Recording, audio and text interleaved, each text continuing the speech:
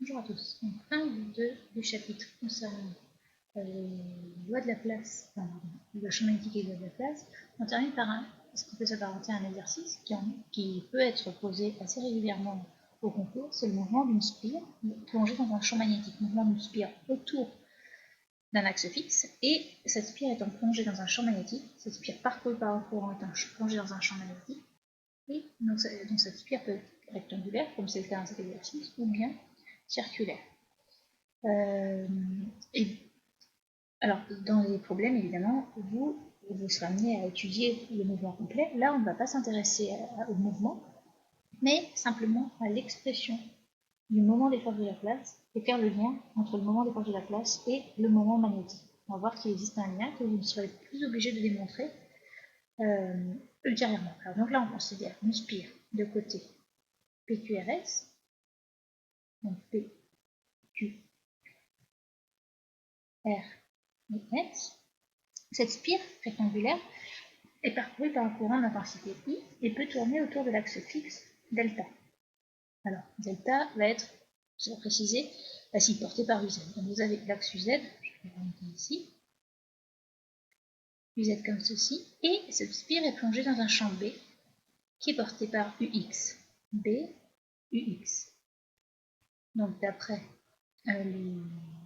la base orthonormée directe, pour fabriquer un repère, enfin une base orthonormée directe, vous avez donc le vecteur UY qui se trouve ici. Voilà. Alors si on représente dans le plan, dans le plan, vous avez donc toujours des vecteurs unitaires UX, c'est pour représenter UR et UT. Comme ceci. Par définition, vous avez donc UR qui est défini comme ceci avec une θ ici. Donc UR est ici. Hop, voilà. Et Uθ, un peu focusé à la même longueur, hop, l'angle θ étant là, Uθ directement orthogonal à UR, comme ceci. Alors, si on regarde un petit peu les angles qui apparaissent sur le schéma, donc vous avez B ici, et en fait on s'aperçoit que, ici on a UX, je vais représenter UR ici.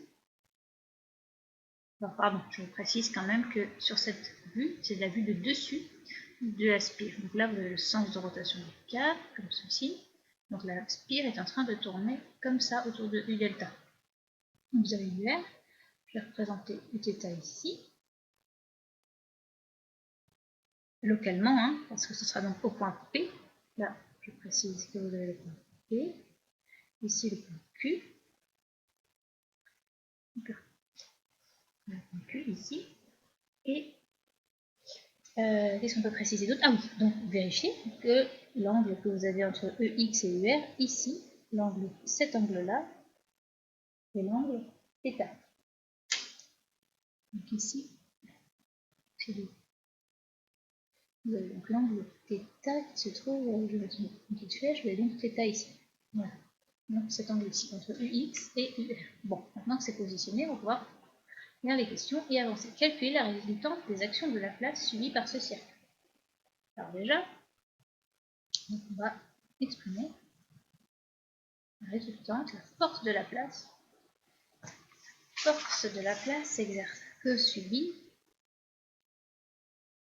ce cercle. Problème de stylet encore. Donc ça va être la force, si je reprends le schéma. Là, on va pouvoir scinder cette force en 4. Parce qu'en fait, vous avez 4 portions de conducteurs. Vous avez PQ, RS, pardon, PQ, QR, RS et SP. Donc si on appelle le premier conducteur, là, on va négliger cette portion évidemment de conducteurs. On va considérer que ça a une spire circulaire, le circuit 1, pardon, le conducteur 1, le 2, le 3 et le 4. Donc en fait, on va avoir la force de Laplace totale, ça va être la force de Laplace exercée sur le 1, plus F Laplace de contact en place 2, plus F, j'arrive pas à dire F Laplace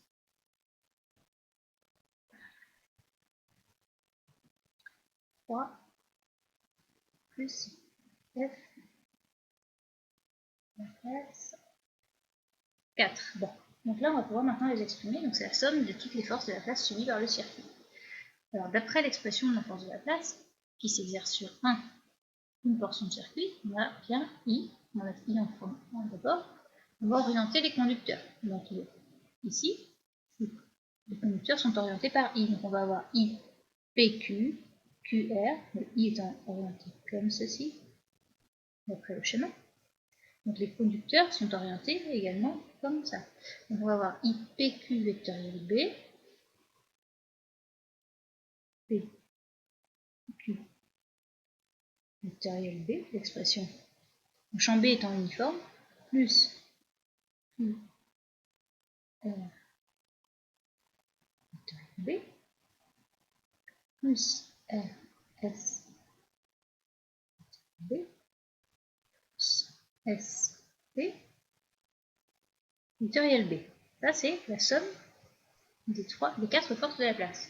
Sauf que là, si on met un facteur, on s'aperçoit qu'en fait, PQ plus QR plus RS, plus RS plus SP, va nous donner vecteur nul. Ça signifie que la résultante des forces de la place est égale à vecteur nul, mais en fait, c'est normal.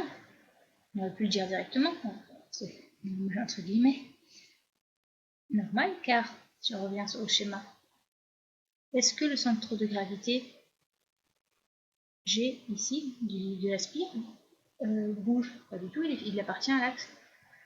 Donc en fait, eh bien, la résultante des forces de la place est égale à 0, car normal, car le centre de masse du circuit ne bouge pas. Donc en fait, on aurait pu l'avoir directement. Alors c'est pas par contre parce que je mets en énorme attention, c'est pas parce que la somme de f de la place I oh là, I est égal à vecteur nul, c'est absolument pas lié au fait que le moment résultant des forces de le moment résultant par rapport, alors on va mettre par rapport au centre du cadre. Ah, je n'ai pas été très maligne parce que j'ai appelé ça G, on va l'appeler O. D'après l'énoncé O. Donc, ce n'est pas du tout le cas du moment des forces de la place. La résultante des forces, du moment pardon, des forces de la place ne sera pas nulle.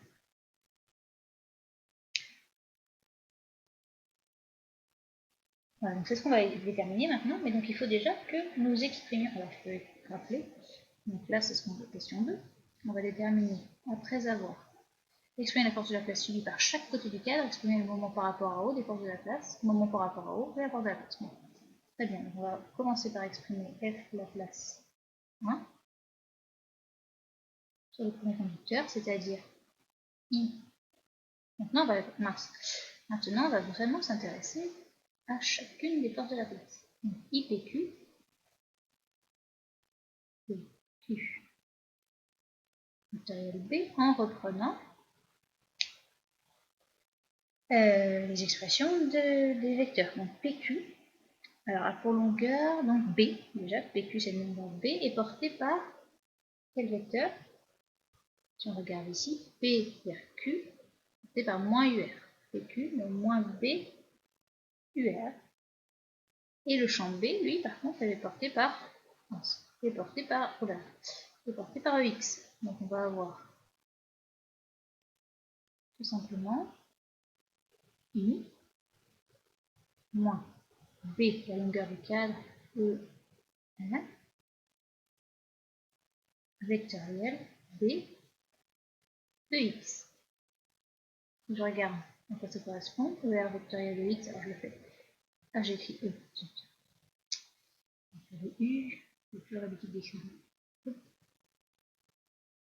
U, UR, UX.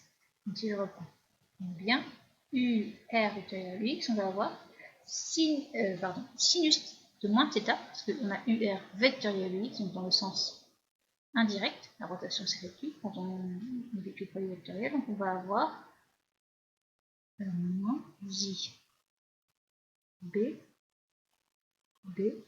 sinus de moins θ UZ. Et ce qui nous donne tout simplement I B sinus θ UZ.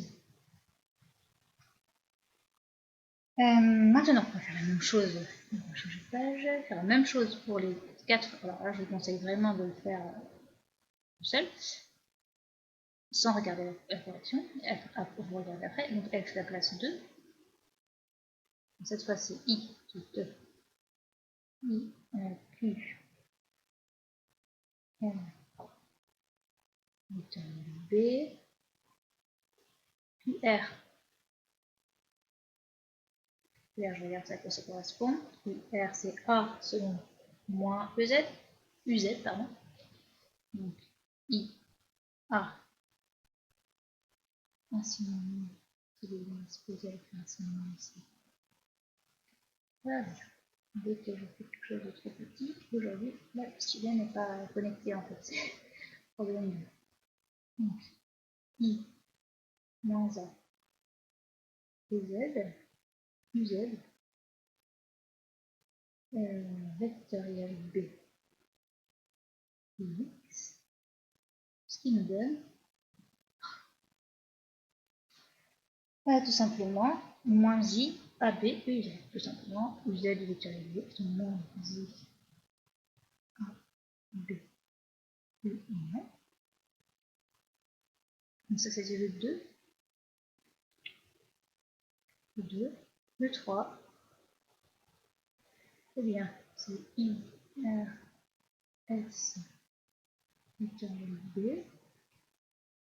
Donc tout simplement I, alors cette fois on regarde RS, je vérifie quand même avec mon R, S c'est bien B porté par UR,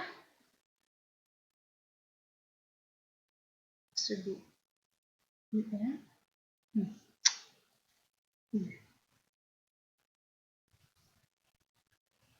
R, vectoriel B, UX. UR vectoriel UX ça nous donne θ, donc sinus θ, pardon, UZ, donc IB, B, sinus θ, UZ.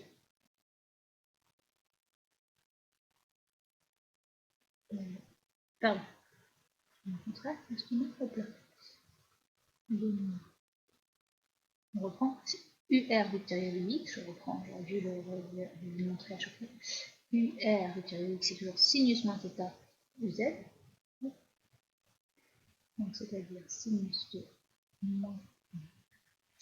Oh là là, c'est facile. Hop, I,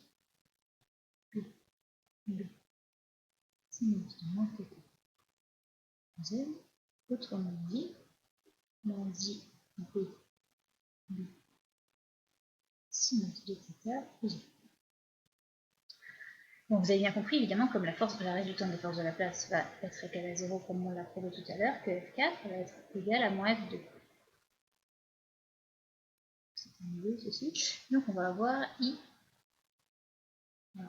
B, UY. Je vous laisse le prouver par le produit vectoriel. Maintenant, le moment des forces, le moment par rapport à O. Donc on va avoir OM1. Alors, oui, le centre, vous vous rappelez, la force de la place a pour point d'application, ici, on va appeler M1 le milieu du premier conducteur, ici M2, ici M3 et M4 ici. Donc c'est ce que nous avons besoin de faire, donc on va voir. Hop, O, M1, vectoriel le plan. Donc j'écris plus, oui j'ai la place 1, donc ça c'est un 1.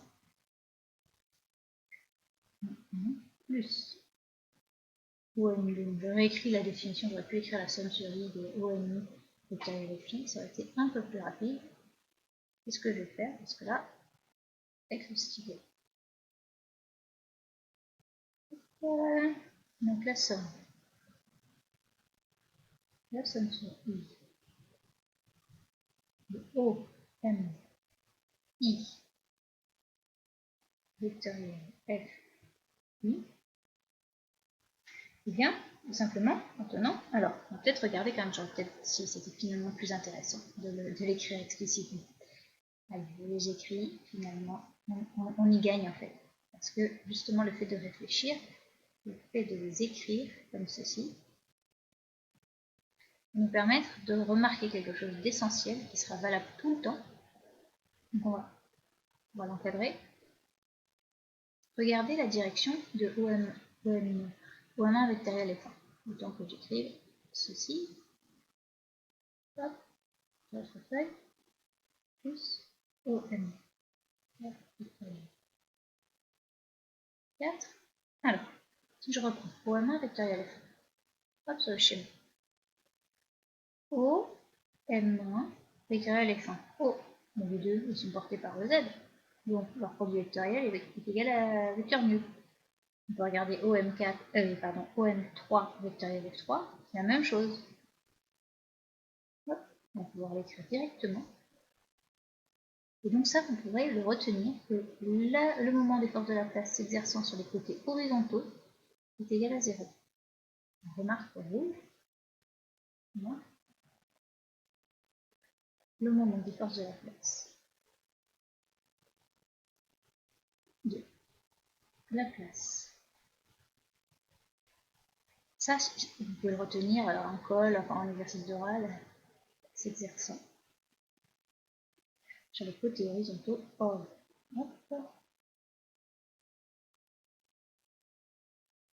Côtés horizontaux de la spire.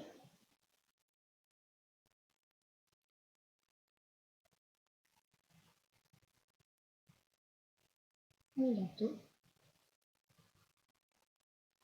de la spire. Il faut que la spire soit rectangulaire, évidemment.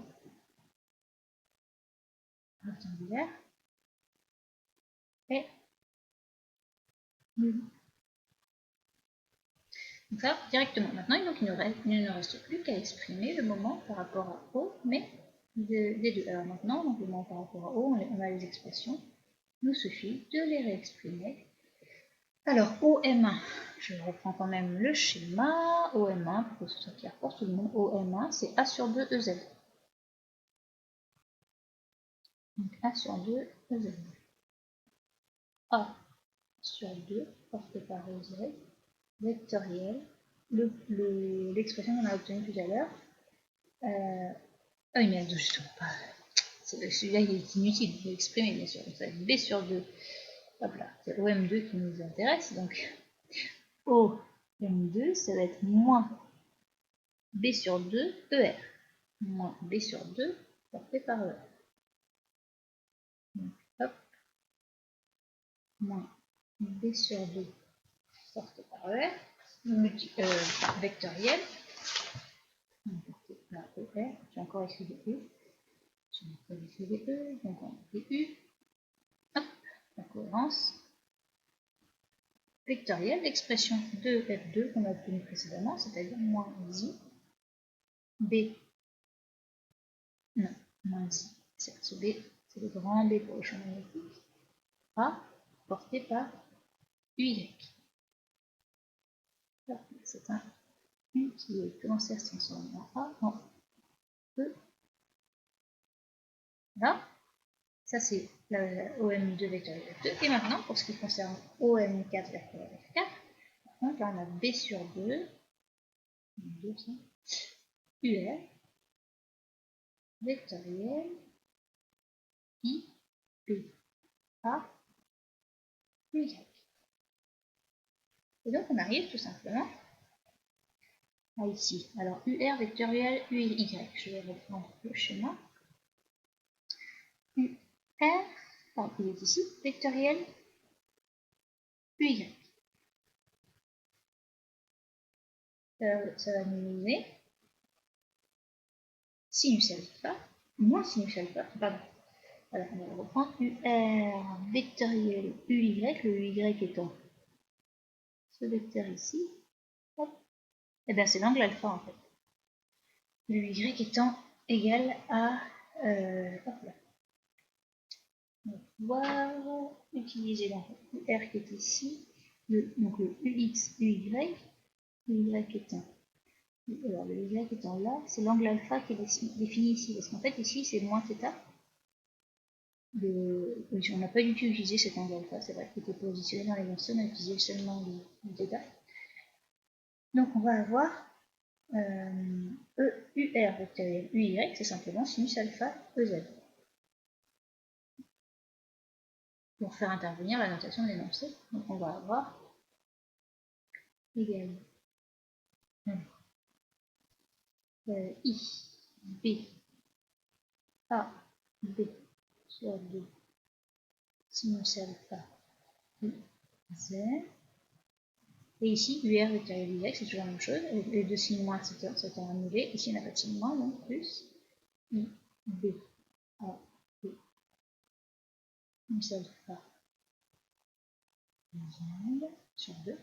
Ce qui nous donne tout simplement I, B, A, B, sinus alpha, Z. On va faire comme ceci. Alors, ici, on peut remarquer que une chose déjà, c'est que AB, c'est l'air de la spire. Une section de la spire. Air de la spire. Qu'est-ce qu'on peut remarquer d'autre? Maintenant, là, effectivement, plutôt que de le remarquer, on va en fait, je vais peut-être demander. Alors, déjà, première question, est-ce que ce moment dépend du point haut? Alors, déjà, on peut répondre à la question. Ce moment ne dépend absolument pas du point haut. Considérez. Dépend pas de haut. Absolument pas du tout du point d'origine. Du point par rapport auquel on détermine le moment des forces de la place. Alors maintenant, si on vous demande d'exprimer ce petit, après avoir rappelé le petit 3, après avoir rappelé la définition du moment magnétique, donc le moment magnétique, on l'a vu l'autre jour, par définition, c'est le produit I fois F. Donc ça, je rappelle, hein, il s'agit du moment magnétique.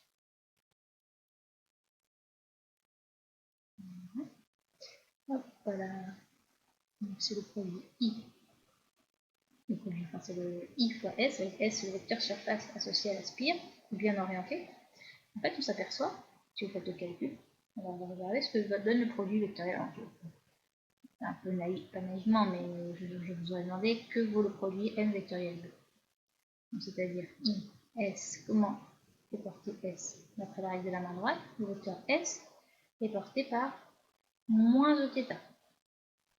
On a le S qui est ici, le vecteur S qui est ici, correspond exactement à moins S Uθ.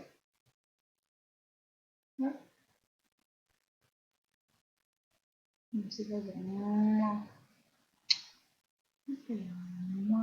S Uθ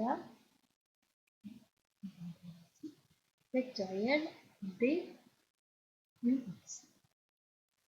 Et maintenant, en fait, je reprends encore le schéma, j'ai pu le reproduire. Alors, Uθ vectoriel UX, là, et bien en fait, on se retrouve tout simplement avec l'angle ici, alpha, qui correspond à sinus de moins alpha, pardon, autant pour moi, qui correspond, donc cet angle-là, je ne l'ai pas représenté ici, donc vous avez alpha ici, et donc Uθ vectoriel UX, moins Uθ vectoriel UX, moins Uθ vectoriel UX, c'est ce vecteur ici, qui est en pointillé,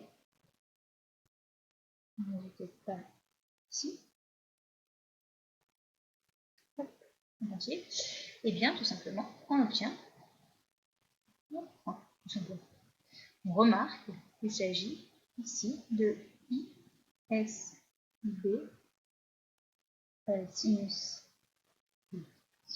alpha UZ, qui correspond à l'expression qu'on a obtenue pour le moment magnétique. Pardon, pour le moment des résultats des forces de Laplace. Donc, on va arriver au résultat à retenir. Il existe un lien entre le moment des forces de Laplace, le moment des forces de Laplace, le moment résultant, et le moment magnétique associé au circuit M vectoriel B. Donc ça, vous pouvez l'utiliser directement. Alors, si le champ B n'est pas uniforme, la résultante des actions de Laplace n'est pas nulle, et donc ça, attention à ça. Il faut impérativement, pour pouvoir l'utiliser, que vous ayez ceci, plongé dans un champ uniforme, sinon, interdiction d'utiliser. Et si la résultante est nulle, donc sinon, voilà, la résultante des actions de Laplace n'est pas nulle si le champ B n'est pas uniforme. On le verra en exercice. Alors, on va s'arrêter là pour cette vidéo déjà. Et on passera à la suite pour l'effet mécanique du coup, pour voir l'intérêt de cette action de Laplace.